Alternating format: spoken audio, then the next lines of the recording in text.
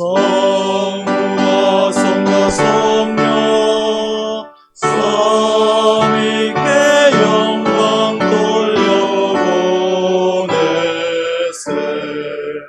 태초부터 이제까지 또 영생을 흠터러 성삼위께 아멘 아멘.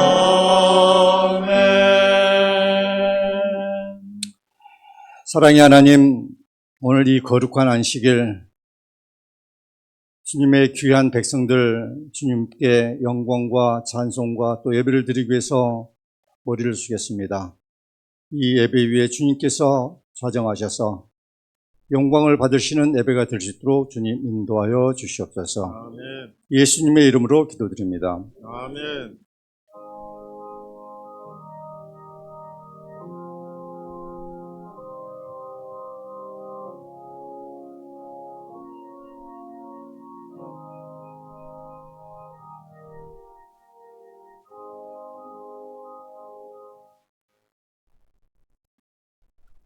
성경봉독 800장. 세 천사의 기별. 또 보니 다른 천사가 공중에 날아가는데 땅에 거주하는 자들 곧 모든 민족과 종속과 방언과 백성에게 전할 영원한 복음을 가졌더라. 그가 큰 음성으로 이르되 하나님을 두려워하며 그에게 영광을 돌리라. 이는 그의 심판하실 시간이 이르렀음이니 하늘과 땅과 바다와 물들의 그늘을 만드신 이를 경배하라 하더라. 또 다른 둘 천사 곧 둘째가 그 뒤를 따라 말하되 무너졌도다 무너졌도다 큰 성 바벨론이여, 모든 나라에서 그의 음행으로 말미암아. 진노의 포로주들 먹이는 자로다 하더라. 또 다른 천사 곧 셋째가 그 뒤를 따라 큰 음성으로 이르되 만일 누구든지 짐승과 그의 우상에게 경배하고 이마에나 손에 포를 받으면 그도 하나님의 진노의 포도주를 마시리니 그 진노의 잔에 섞인 것이 없이 부은 포도주라. 거룩한 천사들 앞과 어린 양 앞에서 불과 유황으로 고난을 받으리니 그 고난의 연기가 세대토록 올라가리로다. 짐승과 그의 우상에게 경배하고 그의 이름표를 받는 자는 누구든지 밤낮 쉼을 얻지 못하리라 하더라. 성도들의 인내가 여기 있나니 그들은 하나님의 계명과 예수에 대한 믿음을 지키는 자니라. 또 내가 들으니 하늘에서 음성이 나서 이르되 기록하라. 지금 이후로 주 안에서 죽은 자들은 복이 있도다 하시매. 성령이 이르시되 그러하다. 그들이 수고를 그치고 쉬리니 이는 그들의 행한 일이 따름이라 하시더라. 아멘.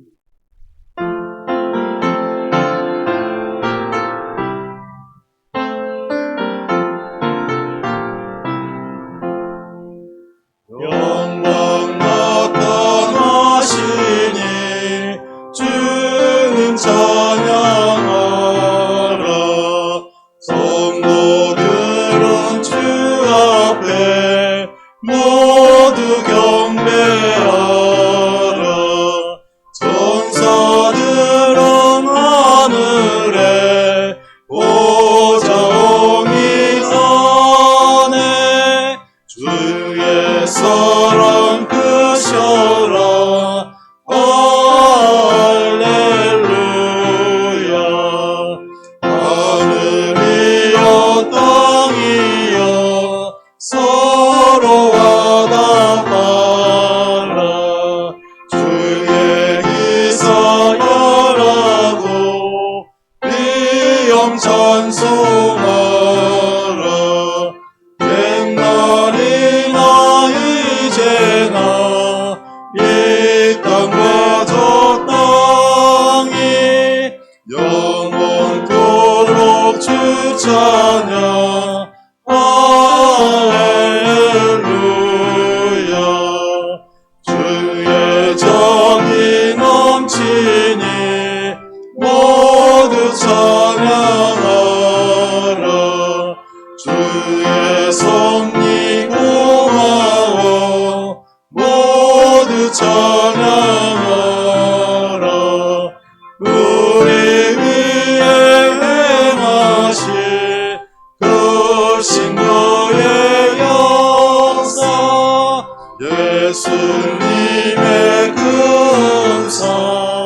하늘에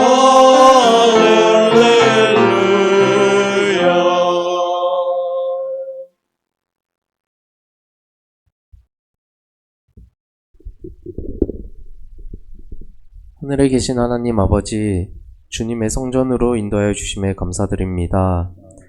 무더운 날씨 속에 비를 내리게 해주셔서 감사드립니다.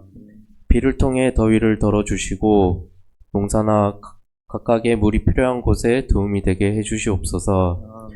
주님, 주의 말씀을 들으러 온 저희 온전히 주님께 모든 것을 맡기며 주님께서 주신 사랑을 베풀며 복음을 전하는 삶을 살게 해주시옵소서. 이 시간 말씀을 주시는 정기덕 장로님께 지혜와 복을 더하여 주셔서 말씀을 통해 은혜로운 시간 되게 해주시옵소서. 아멘. 사랑이 많으신 예수님 이름으로 기도드립니다. 아멘.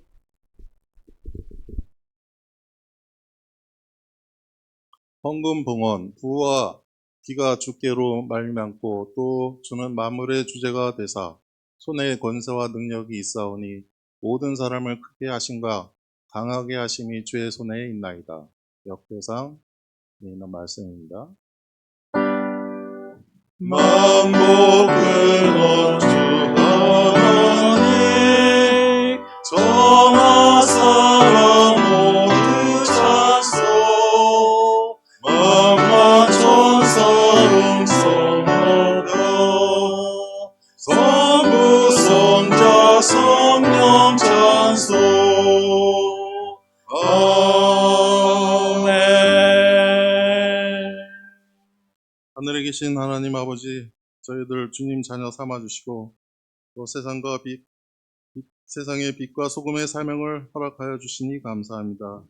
저희의 매일의 삶이 향기로운 제물이 되어 주님께 드려지기 원하오니 세상 속에서 주님의 사랑을 잘 전하며 승리하게 하시고 또 저희로 평강의 길로 인도하여 주시옵소서. 예수님 이름으로 기도합니다. 아멘.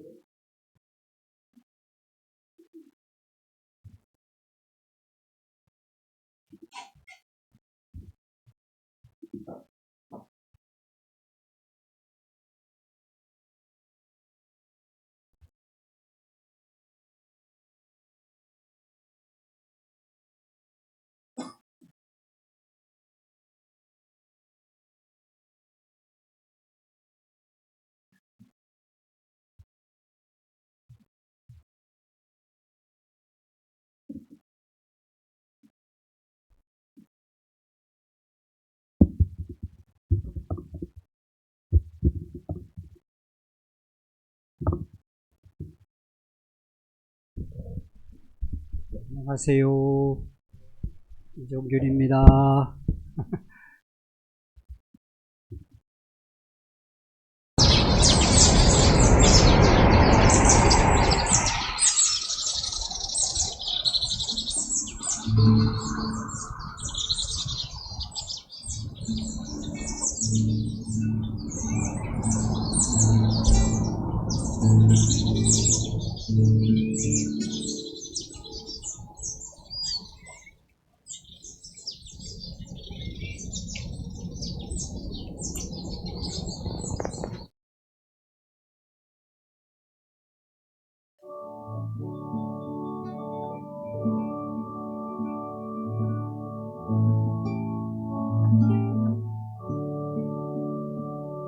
공중 나는 새를 보라 농사하지 않으며 곡식 모아 곡간 아래 들인 것이 없어도 세상 주제 되신 전부 새를 먹이시거든 너희 먹을 것을 위해 근심할 건 무엇냐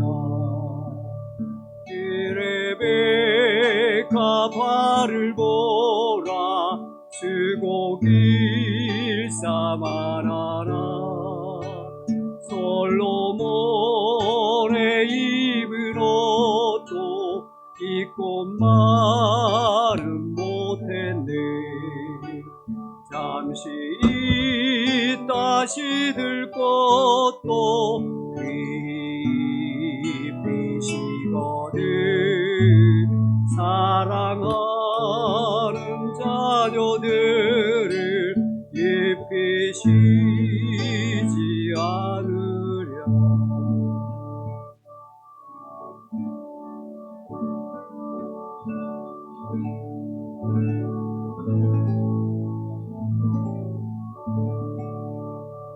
너희 먼저 그 나라와 그의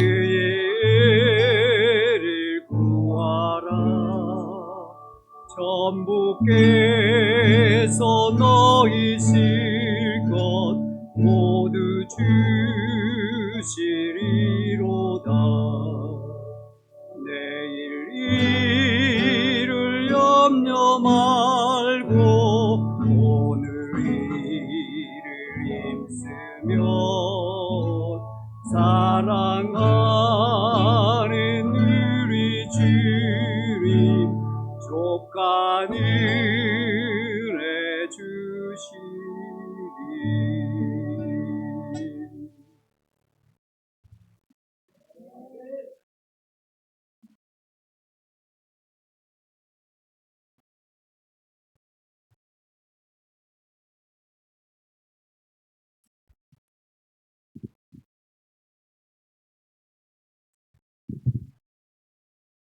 귀한 찬양 감사합니다.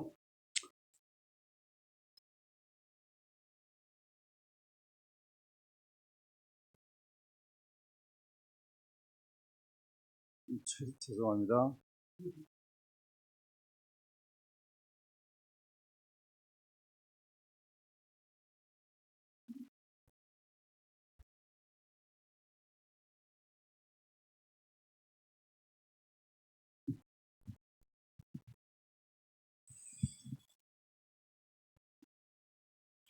네, 오늘 이 안식일에는 새 천사의 기별에 대해서 한번 좀 생각해 보는 시간을 갖도록 하겠습니다. 먼저 본문에 있는 말씀을 보겠습니다. 우리 다 같이 한번 읽어볼까요? 시작. 또 보니 다른 천사가 공중에 날아가는데 땅에 거하는 자들 곧 모든 민족과 족속과 방언과 백성에게 전할 영원한 복음을 가졌더라. 그가 큰 음성으로 이르되 하나님을 두려워하며 그에게 영광을 돌리라. 이는 그의 심판의 시간이 이르렀음이니 하늘과 땅과 바다와 물들의 그늘을 만드신 이를 경배하라 하더라.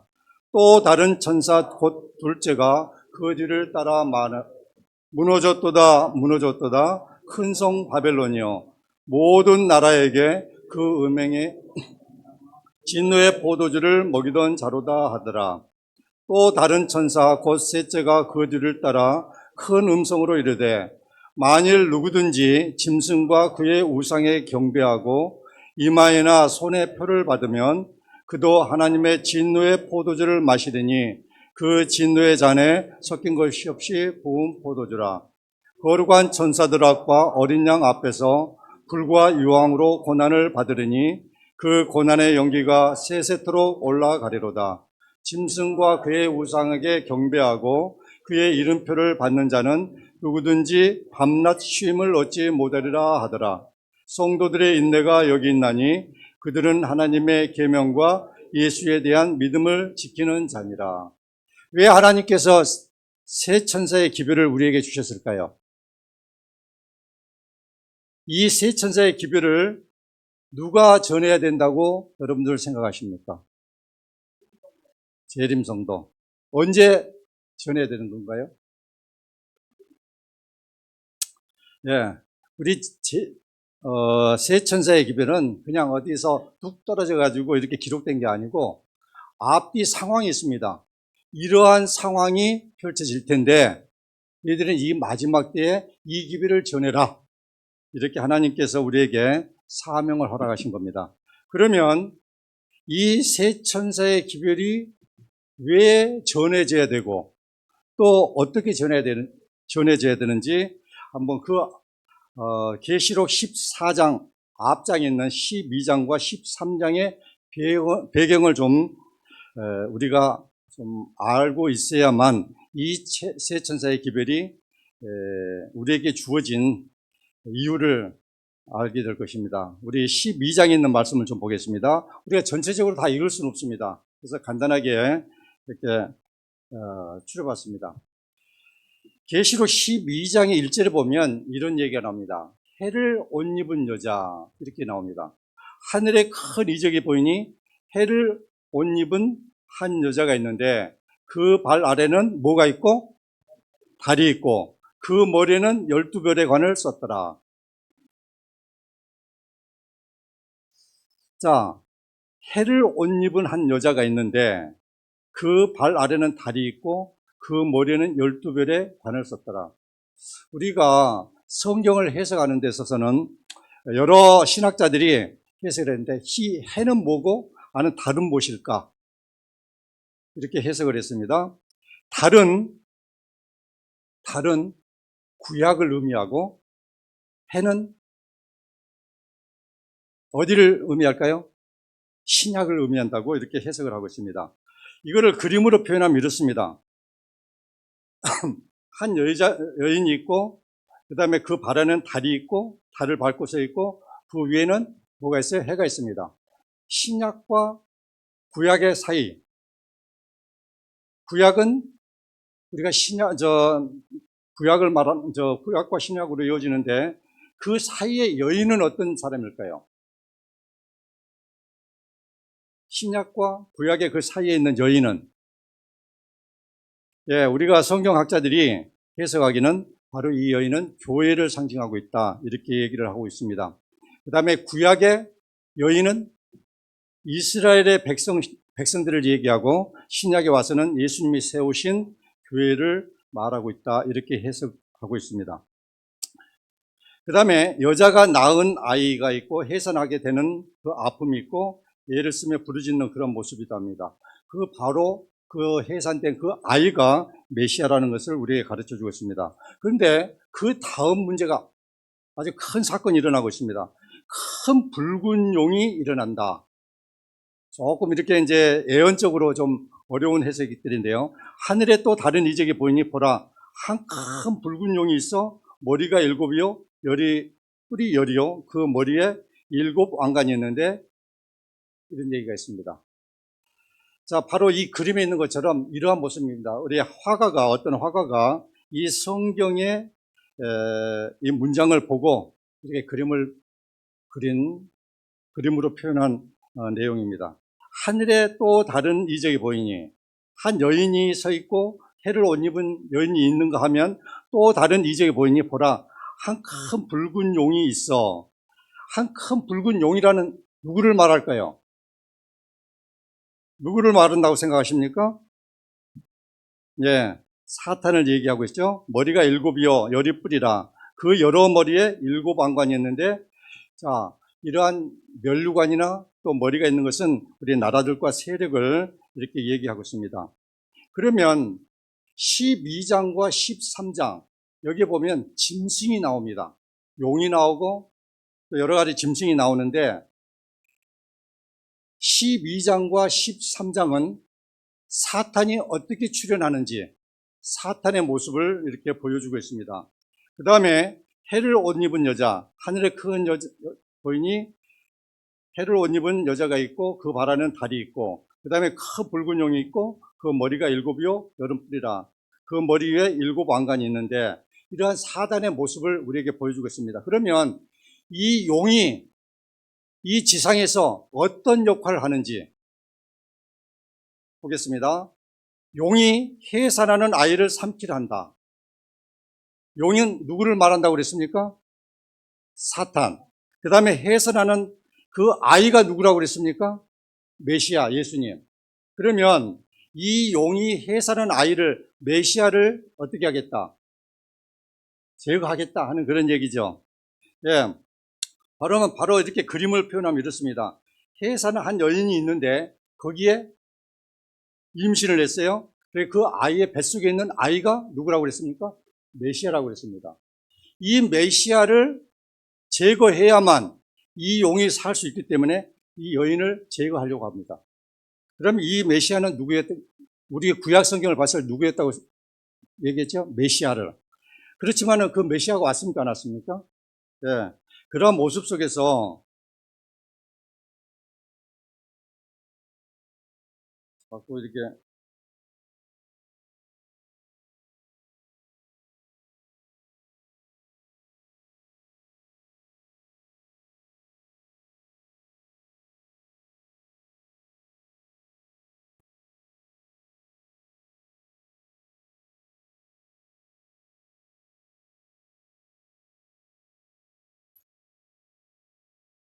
죄송합니다.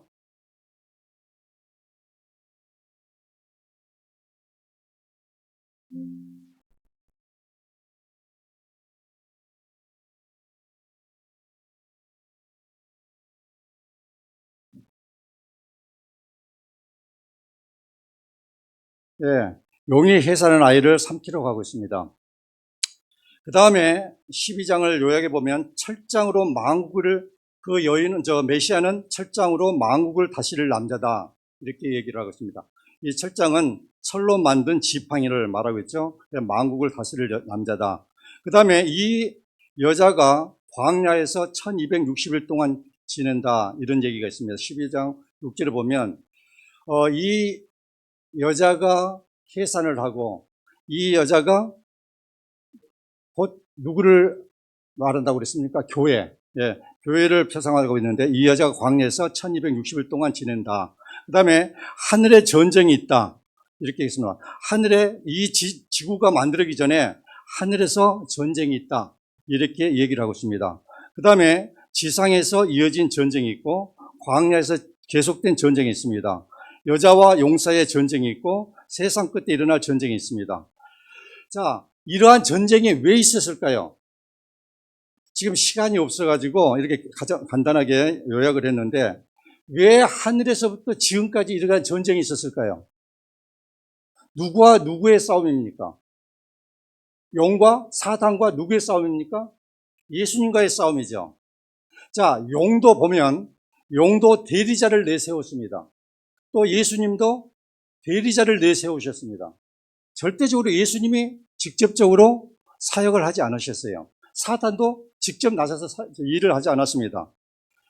반드시 대리자를 내세워서 일을 하는 모습을 보게 됩니다. 그런데 이러한 전쟁은 왜 전쟁이 일어났습니까? 어떻게 하든지 하나님의 백성들을 어떻게 하기 위해서? 제거하기 위해서. 또 예수님께서 우리를 구원하시는 그 구원을 어떻게 하기 위해서? 없애기 위해서. 용이 살아날 수 있는, 사단이 살아날 수 있는 방법은 뭐죠? 예수님을, 메시아를 제거하는 것. 그 다음에 예수님을 추종하는 모든 세력들을 제거하는 것이 사단의 목적이었습니다. 그렇기 때문에 계속 끊임없이 전쟁이 일어났어요. 하늘에서부터 지상에서 또 앞으로 예수님 오실 때까지 이러한 전쟁이 일어난다는 것을 우리 12장에서 보게 됩니다. 그러나 이러한 전쟁 속에서 하나님의 백성들이 완전히 말살되고 교회가 완전히 무너지려고 하는 그러한 위기 가운데서도 하나님께서는 어떤 백성을 만들어 놓으셨어요? 남은 백성을 만들어 놓으셨습니다. 그래서 그게 12장, 계시록 12장 17절에 여자의 남은 자손으로 우리가 잘 알고 있습니다. 12장에 보면 이러한 내용들이 있습니다. 그 다음에 13장을 보면 바다에서 나오는 짐승이 있고 내가 또 보니 바다에서 한 짐승이 나오는데 뿔이 10이요 머리가 7이라 그 뿔에는 10 왕관이 있고 그 머리들에는 신성 모독하는 참남된 이름들이 있더라. 12장에 있는 그 내용과 비슷하죠. 그 다음에 머리가 하나가 상하는데 그의 머리 하나가 상하여 죽게 된 것 같더니 그 죽게 됐던 상처가 나음에 온 땅이 놀랍게 여겨 짐승을 따르고. 자, 여기에서 머리는 누구를 표상한다고 여러분들 배우셨습니까? 공부하셨습니까? 교황권이죠. 예, 1798년에 교황권이 완전히 몰락한 것처럼 생각되었습니다. 538년부터 1798년까지 1260일 동안, 1260년 동안 이 교회를 어떻게 하기 위해서, 하나님의 참된 교회를 멸절시키기 위해서 이 사단이 얼마나 노력했는지 모릅니다. 그렇지만 어떻게 됐어요? 그때 그 시대마다 남은 백성에 의해서 그 교회가 살아났습니다. 그런데 1798년에 이 교황권이 몰락하면서 완전히 어떻게 돼요? 그 세력이 무너진 줄 알았어요. 그렇지만 시대가 지나서 1928년에 다시 교황권이 살아나는 그러한 모습을 우리가 이 세계사를 통해서 우리를 알게 됩니다. 그 다음에 용이 이 짐승의 권세를 줬다고 그랬습니다. 용은 누구를 표상한다고 그랬어요? 사탄인데 용이 이 짐승, 바다에서 나오는 이 짐승이 누구로 여러분들 공부하셨습니까? 교황권이죠. 예, 이 짐승의 권세를 주고 경배하게끔 한다고 얘기를 하고 있습니다. 그 다음에 땅에서 올라온 짐승이 있습니다. 또 내가 또 다른 짐승이 땅에서 올라오니 어린 양같이 두 뿔이 있고 용처럼 말을 하더라. 바로 이러한 모습입니다. 예, 바다에서 나오는 짐승이 있고 또 땅에서 나오는 짐승이 있습니다. 근데 땅에서 나오는 짐승은 어떤 모습이었습니까? 어떤 짐승이 나옵니까? 참으로 어린 양의 짐승. 어린 양은 참 순하고 어떻습니까?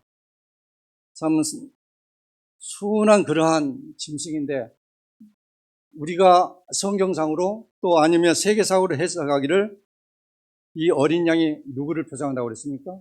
땅에서 나온 어린 양은 미국을 우리가 알고 있죠. 우리는 제7일 안식일 이 재림교회만 이렇게 알고 있는 게 아니고 일반 개신교, 장로교회도 다 이렇게 알고 있습니다. 어린 양은 누구다? 땅에서 나온 어린 양은 누구다? 예, 미국이도 다 알고 있습니다. 예, 그래서 개신국가인 미합중국을 얘기하고 있습니다. 그 다음에 먼저 나온 짐승의 모든 권세를 먼저 나온 짐승이 누구죠? 아까 용, 예, 12장에 등장한 용, 예, 사탄의 모든 권세를 이 바다에서 나오는 짐승과 또 땅에서 나오는 어린 양이 그 권세를 다 행한다고 얘기를 하고 있습니다. 짐승의 우상을 경배하도록 강요하고 짐승의 표를 오른손이나 이마에 받게 된다. 이걸 아직까지 이루어지지는 않았지만은 앞으로 짐승의 표를 오른손이나 이마에 받도록 강제적으로 하겠다 하는 것이 요한계시록 13장에 나오는 얘기입니다. 짐승의 표를 받지 않으면 매매를 못한다. 그 짐승의 수는 666이다. 이렇게 성경은 이 세계사의 모습을 이미 지나간 역사를 얘기도 하지만은 앞으로 미래에 일어날 일들도 미리 얘기를 해주고 있습니다. 그래서 앞으로 미국을 중심으로 한 법이 만들어질 텐데 일요일 법령이라는 것이 우리에게 만들어지게 됐습니다.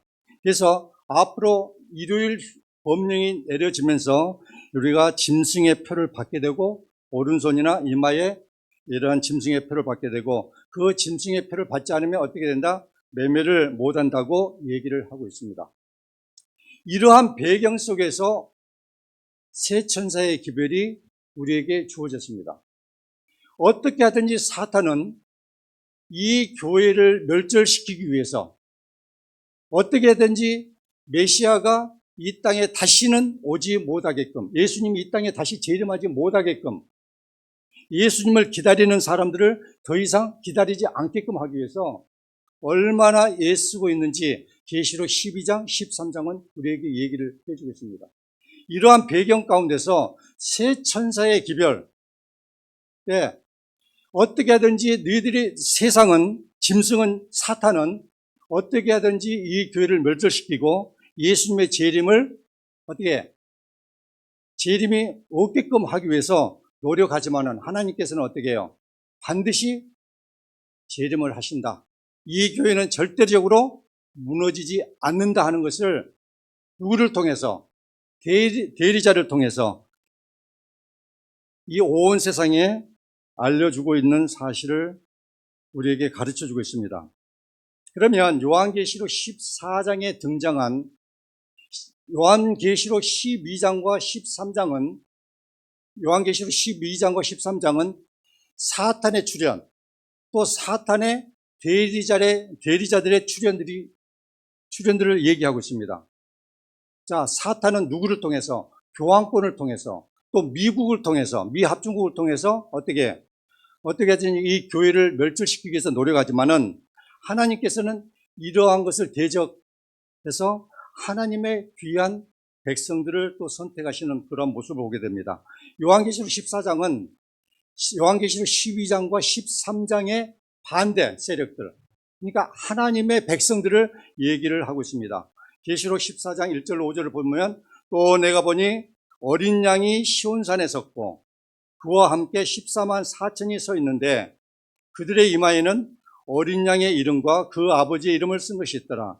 내가 하늘에서 나는 소리를 들으니 많은 물소리와도 같고 큰 우레소리와도 같은데 내가 들은 소리는 검고 타는 자들이 그 검은 고를 타는 것 같더라.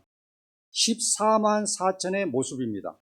새 천사의 기별을 전할 수 있는 사람들, 그러한 모습들이 어떠한 모습으로 등장하고 있는지, 그들이 보좌와 악과 네 생물과 장로들 앞에서 새 노래를 부르니 땅에서 속량을 받은 14만 4천 밖에는 능히 이 노래를 배울 자가 없더라. 이 사람들은 여자와 더불어 더럽히지 아니하고 순결한 자라. 어린 양이 어디를 인도하든지 따라가는 자며 사람 가운데서 속량을 받아 처음 익은 열매로 하나님과 어린 양에게 속한 자들이니 그 입에 거짓말이 없고 흠이 없는 자들이었더라. 새 천사의 기별을 전할 수 있는 사람의 특징들이 요한계시록 14장 1절로 5절에 이렇게 기록되어 있습니다. 여러분들 14만 4천 명의 무리에 속하고 싶으십니까? 예, 14만 4천인의 이 무리에 속할 수가 있습니다, 여러분들.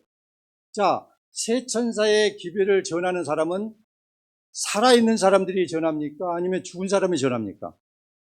살아있는 사람이 전하죠. 그러면 여러분들이 새 천사의 기별을 전할 수 있는 사명을 부여받으셨습니까? 그렇다면 여러분들은 살아서 이 복음을 어떻게 해요?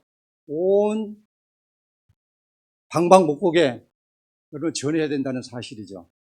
12장과 13장에 등장한 이 용의 세력들, 얼마나 우리 교인들을 핍박하고 이 교회를 멸절시키기 위해서 얼마나 애를 쓰는지, 그 중에서 우리는 어떻게 돼요?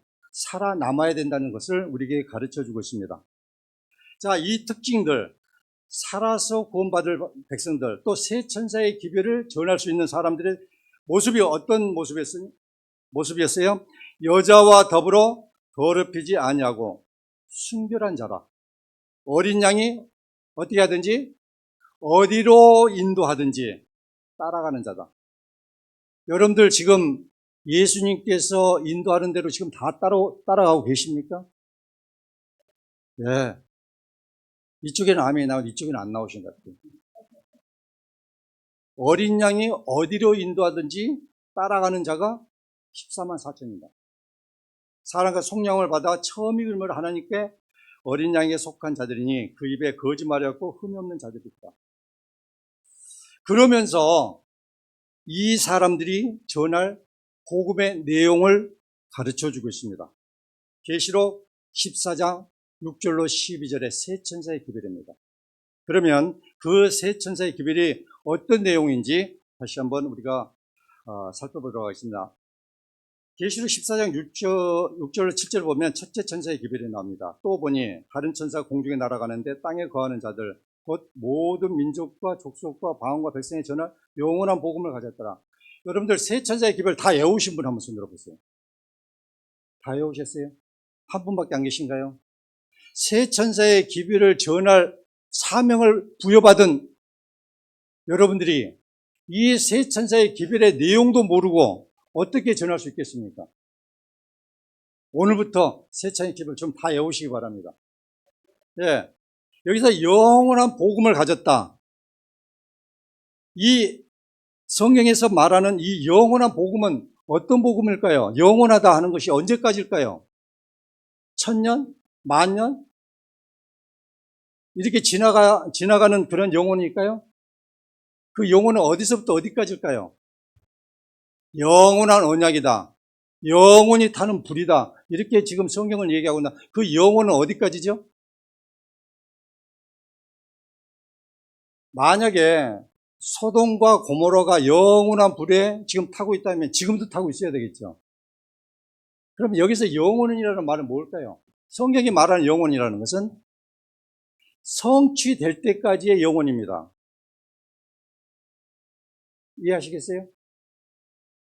만약에 영원한 복이라면 우리가 이 영원한 복음을 받아들일 수 있겠어요, 없겠어요? 우리가 경험도 못한 채 이 영원한 복음은 지나갈 겁니다. 여러분의 영원한 복음은 언제까지입니까? 언제까지죠? 예수님의 재림할 때까지? 그럼 여러분들이 예수님의 재림을 보지 못한다면 영원한 복음이 될 수 없습니까? 예, 이 영원한 복음은 내 생명이 붙어 있을 그때까지, 여러분들이 생명이 붙어 있을 때까지의 영원한 복음입니다.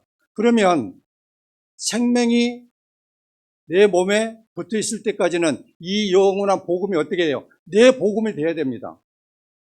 만약에 이게 영원한 복음이 내 복음이 되지 않으면 어떻게 되겠어요? 참으로 슬픈 일이 일어날 수밖에 없습니다. 그래서 우리의 예수님의 재림은 언제 일어납니까? 앞으로 일어납니까? 예수님의 재림은 순간순간 내가 살아있을 때 우리의 재림을 우리는 맞이해야 됩니다. 그렇죠? 내가 그 죽는 순간이 예수님의 재림입니다. 만약에 예수님의 재림을 잘 준비하지 못하고 영원한 복음을 간직하지 못한 채 내가 이 세상을 떠난다면 어떻게 해요? 그 떠나는 그 순간으로 우리는 심판을 받을 수밖에 없습니다. 그 다음에 하나님을 두려워하며 그에게 영광을 돌리라. 그의 심판의 시간이 이르렀다.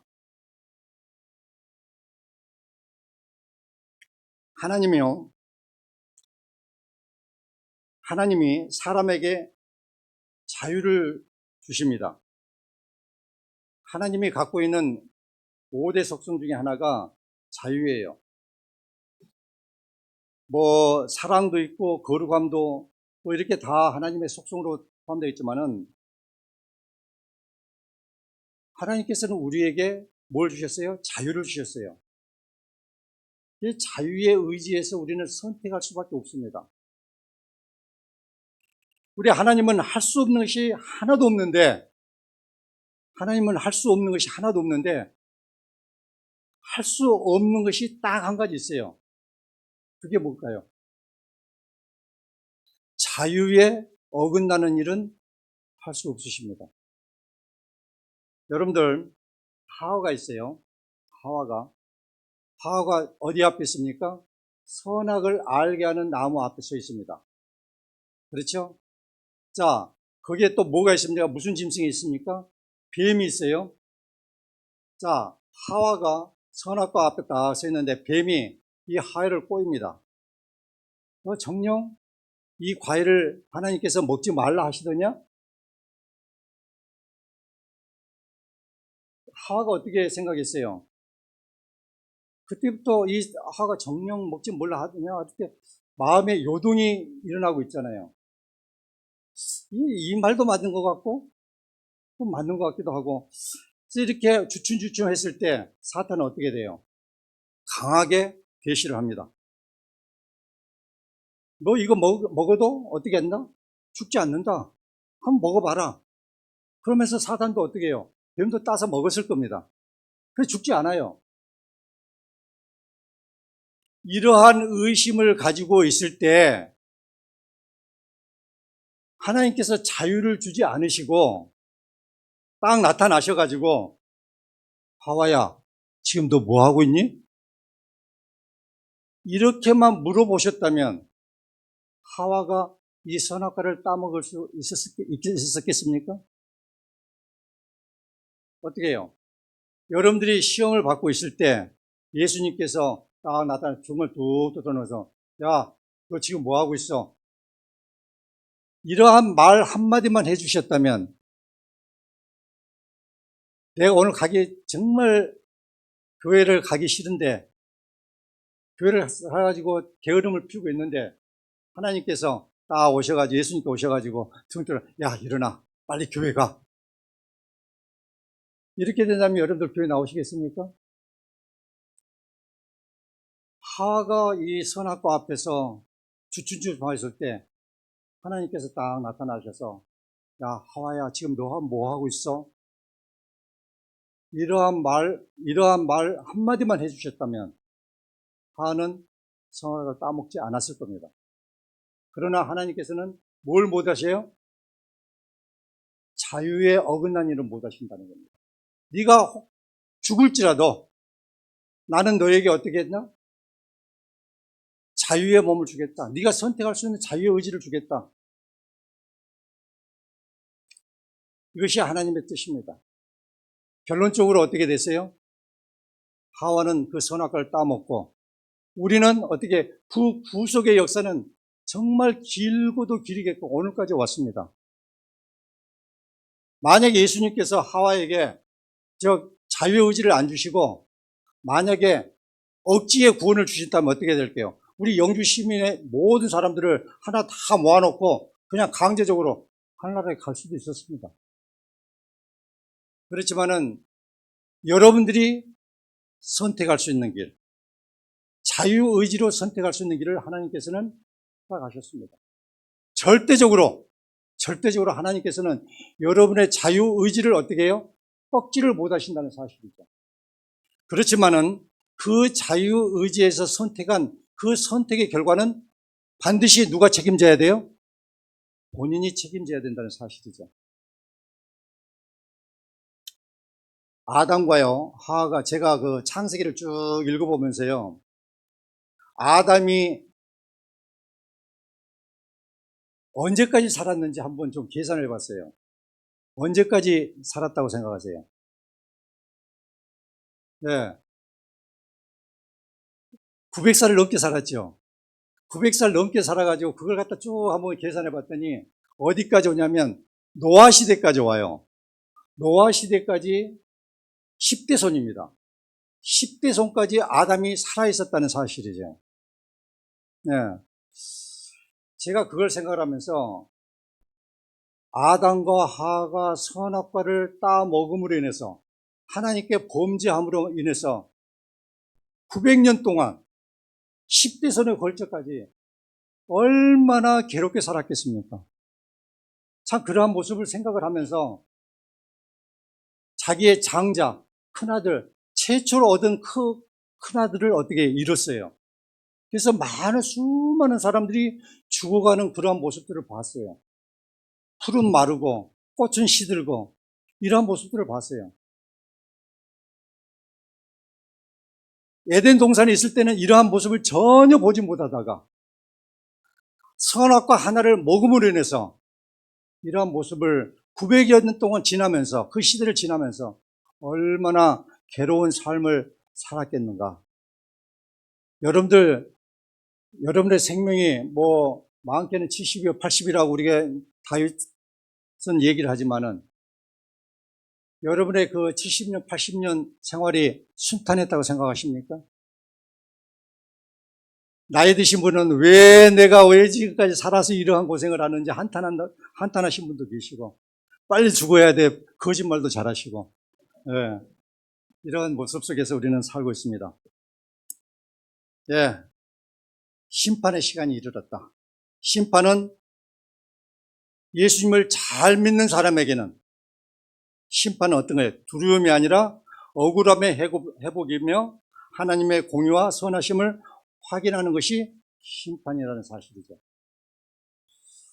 그 다음에 하늘과 땅과 바다와 물들의 군을 만드시는 경배하라 하더라.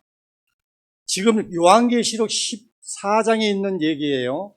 그렇다면 하늘과 땅과 바다와 물들의 군을 만드시는 경배하라 이렇게 얘기를 했는데 이 말이 어디에서 또 나올까요? 출애굽기 20장에 나옵니다. 십계명 안식일에 대한 문제, 하늘과 땅과 바다와 물들의 군을 만드시는 경배하라. 똑같이 얘기가 나옵니다. 그다음에 하늘과 땅과 바다와 물들의 군을 만드시는 것은 창조자를 경배하라 이 말이죠. 네, 창조자를 경배하라. 그러면 그 창조자를 경배하기 위해서는 그 창조자가 어떤 분이셨고 뭘 창조했는지 알아야 되겠잖아요. 우리가 그 창조 당시에 하나님께서 무엇을 만드셨는지 또 창조하시면서 우리에게 뭘 요구하셨는지 우리가 창세기 1장, 2장에 있는 말씀을 연구하지 않을 수가 없습니다. 창조자를 경배하라. 그러면 그 창조의 배경이 창세기 1장 이전에 나옵니다. 창세기 1장 26절, 28절은 문화명령대로 살아라. 뭐 말이죠? 하나님께서 모든 첫째부터 여섯째까지 모든 만물을 만드시고 모든 것을 어떻게 해요? 누구한테 허락하셨어요? 아담과 하와에게 허락하시면서 모든 것을 어떻게 다스리고 경작해라. 예, 문화명령을 내리는 친한 모습을 보게 됩니다. 그 다음에 29장 보면 씨 맺는 채소와 열매 맺는 나무를 먹어라. 우리가 태초에 아담과 하와가 창조될 때 식사의 원칙을 만들어 놓으셨습니다. 뭘과 먹어라? 씨 맺는 채소와 열매 맺는 나무를 먹어라. 시대가 많이 변해지면서 이러한 식생활이 많이 변해져 버렸죠. 자, 건강기별을 보면 식사와 음식에 관한 고면을 보면 셋째 천사의 기별, 즉 하나님의 계명과 예수의 증거를 선포하는 것이 우리 사업의 중요한 부분이다. 이 기별은 그 기별은 큰 수로 포고되어야 하며 온 세상에 전파되어야 한다. 건강의 원칙의 제사는 반드시 이 셋째 천사의 기별과 연합되어야 한다. 음식물 관계는 세 천사의 기별과 어떻게 돼? 연관이 되어 있다 하는 것을 우리에게 가르쳐줘요. 그러나 어떤 경우에 있어서도 셋째 천사의 기별에 떨어져 독립하거나 또는 셋째 천사의 기별의 자리를 대신하지 말아야 된다고 얘기를 하고 있습니다. 그 다음에 창세기 2장 1절을 보면 제7일은 거룩하고 복된 날이다. 안식일에 대해서 얘기를 하고 있습니다. 그렇죠? 우리 김미애 집사님 한번 여쭤볼까요? 지금 이 사진에 나오는 게 제 손녀입니다. 이 손녀가, 내 손녀가 더 사랑스럽습니까? 아니면 우리 집사님 손자가 더 사랑스럽습니까? 네? 내가 질문을 해봤자 이건 질문 잡지 않는 질문이잖아요. 당연히 우리 김미애 집사님이면 김미애 집사님 손자가 더 귀엽잖아요. 내가 봤을 때는 내 손녀가 훨씬 더 귀엽습니다. 그렇잖아요? 왜 그럴까요? 왜 그러자요? 내 손녀니까, 내 피부치니까. 여러분들, 하나님께서 안식일을 잘 지키는 사람들이, 안식일을 잘 지키는 사람이 사랑스러울까요? 사람들이 만들어낸 일요일을 지키는 사람이 더 사랑스러울까요? 왜? 하나님께서 이 안식일을 통해서 어떻게 너와 나와의 표징을 삼으셨기 때문에 너는 내 아들이야, 너는 내 딸이야 하는 표징을 만들어 놓으셨기 때문에 훨씬 더 안식일을 지키는 사람들을 어떻게 해요? 사랑스럽게 볼 것입니다. 이 마지막 때의 구별은 안식일을 잘 지키느냐, 안식일을 잘 지키지 못하느냐, 짐승의 표를 받느냐, 이러한 것으로 판가름하게 될 수밖에 없습니다. 그래서 우리 재림교회 신학에서는 성소를 심장에 비유하고 있습니다. 그 다음에 안식일은 허파에 비유하고 있습니다. 서로 어떻게 해요? 여러분들 숨 몇 분 동안 못 쉬겠어요? 몇 분 동안 여러분들 코와 입을 딱 막아놓으면 여러분 생명이 끊어지겠습니까? 예, 숨 쉬지 않으면 죽어요. 그렇잖아요. 또 심장이 박동해가지고 여러분들에게 영양 공급을 해줘야 하면 죽어요. 그렇잖아요. 안식일과 성소는 우리 재림교회의 핵심적인 기별입니다. 안식일을 잘 지키고 또 성소의 제도를 우리가 잘 이해했으면 좋겠습니다. 그 다음에 선악을 알게 하는 순종의 시금석. 네. 왜 하나님께서는 선악을 알게 하는 나무를 만들어 놓으셨을까? 그 다음에 결혼제도에 대해서 이게 태초의 5대 원칙으로서 문화명령, 식사의 원칙, 안식일제도, 성소제도, 결혼제도가 창조주를 어떻게 하라? 경배하라 하는 세 천사의 기별입니다. 자, 둘째 천사에 보겠습니다. 또 다른 천사하고 둘째가 그들을 따라 말하되 무너졌도다 큰 성 바벨론이여 모든 나라의 그의 음행으로 말미암아 진노의 포도를 모이던 자로라 하더라. 예, 무너졌다. 왜 큰 성 바벨론에서 나오라 이렇게 했을까요? 바벨론은 바벨탄 사건에서 하나님의 말씀을 불신하고 인간의 생각과 전통을 따라 사는 삶의 상징이었습니다. 하나님의 말씀을 어떻게 무시하고 인간의 생각을 가지고 살아가는 그러한 상징적인 탑이었습니다. 그래서 하나님께서 이러한 것을 제거하기 위해서 언어의 혼란을 일으키시고 다시 하나님의 진리로 돌아오라 이렇게 호소를 하고 계십니다. 그래서 우리가 이 세상에 살면서 이러한 오류 가운데서 우리가 살고 있습니다. 바벨론에 있는 사람들처럼 많은 사람들 어떻게 해요? 안식일을 지키지 말고 어떻게 해라?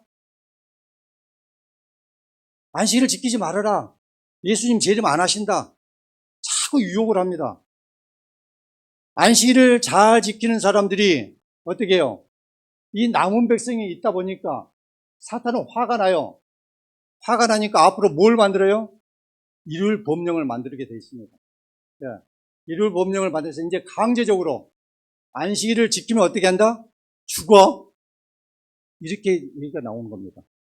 그래서 하나님께서는 이 마지막 시대의 이러한 모습들을 보시면서 우리에게 어떤 걸 주셨어요? 새 천사의 기도를 주신 겁니다. 이거를 외치는 사람은 누구여야 됩니까? 나여야 됩니다. 나여야 됩니다. 자, 셋째 천사에게 보겠습니다. 또 다른 천사 곧 셋째가 그들 따라 큰 손을 얻되 만일 누구든지 짐승과 그 위에서에게 경배하고 이마에나 손을 풀을 받으면 앞으로는 이러한 일이 일어납니다. 아직까지는 이러한 일이 발생하지 않지만 이러한 모든 법령들이 지금 어디에 암암리에 만들어지고 있다는 사실이죠. 우리가 지금 평안할 때 이때 준비하지 않으면 우리 어떻게 돼요? 우리 모두는 강제적인 이 법령에 어떻게 해요? 무릎 꿇을 수밖에 없습니다.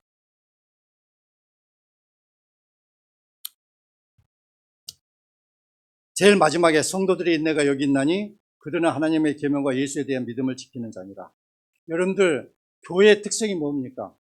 교회에 나오시는 모든 이렇게 분들을 보면 잘 배우신 분도 계시고 못 배우신 분들도 계십니다.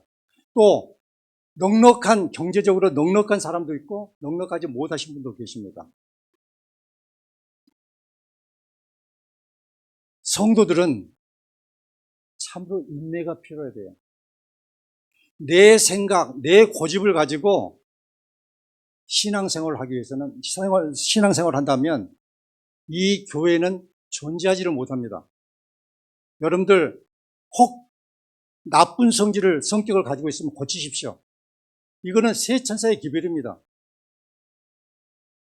성도들의 인내가 여기 있나니 얼마나 참고 참아야만 예수님께서 우리 죄인들을 구속하기 위해서 얼마나 참고 참으셨습니까?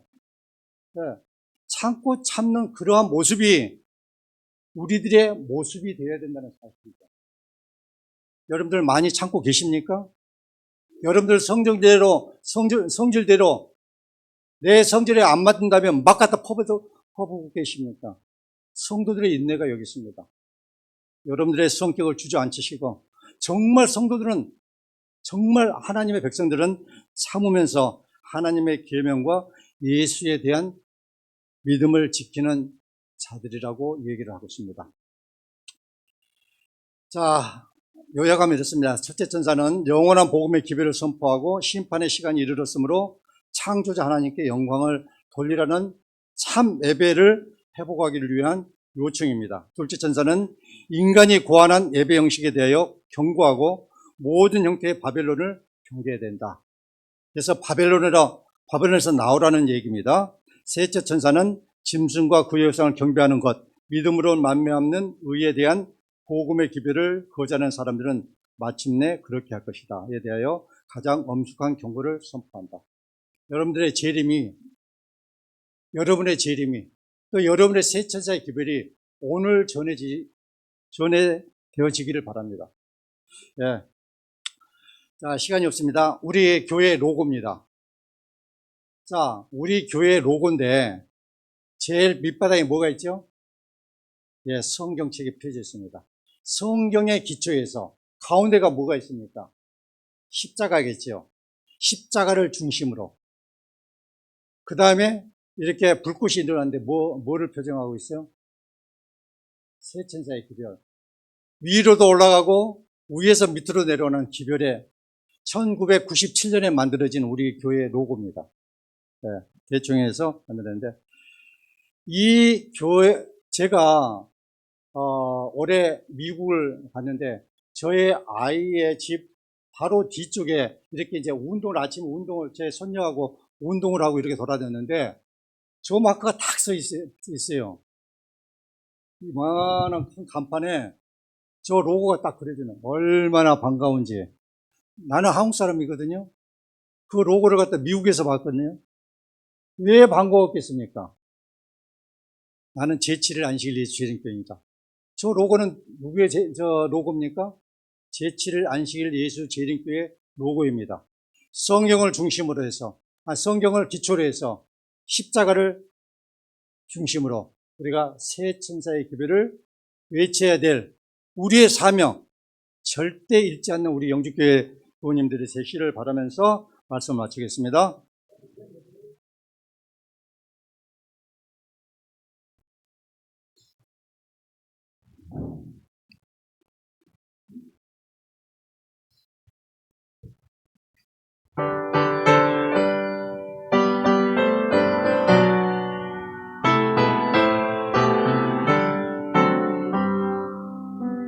영광의 그날이 오며 저를 더욱 밝으리 새 천사 공중에 힘차게 나가는 그날부터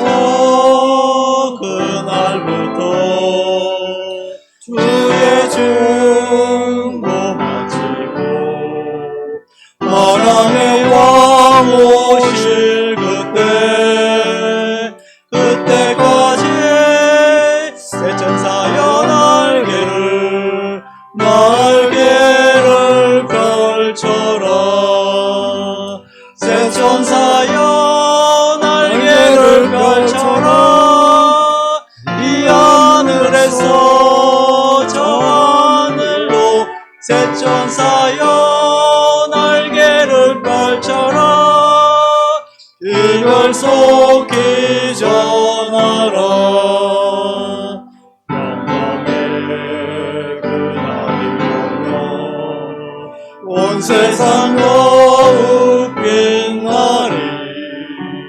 영원한 복음이 담대히 외쳐지는 그날부터 주의 심판 끝나고 만주의 주 오실 그때까지 성도들아 복음을 전하라. 성도들아 복음을 전하라. 이 마을에서 저 마을로 성도들아 복음을 전하라. 복음 속히 전하라. 영광의 그날이 오며 온천이 더욱 환하리. 미치는 천사의 사명이 이루어지는 그날부터 주의 백성 구하러 영광의 왕 오실 그때까지 남은 자여 창조주 전하라. 남은 자여 창조주 전하라. 이 나라에서 저 나라로 남은 자여 창조주 전하라 기별 속히 전하라. 지금은 우리 아버지 하나님의 무한하신 사랑과 아들 예수 그리스도의 한없는 은혜와 성령 하나님의 간단없는 돌보심과 보호가 오늘 이 자리에서 함께 예배드린 모든 이 시대의 새 천사들에게 이제부터 영원토록 함께 하옵시기를 우리 주 예수 그리스도의 이름으로 기도드립니다.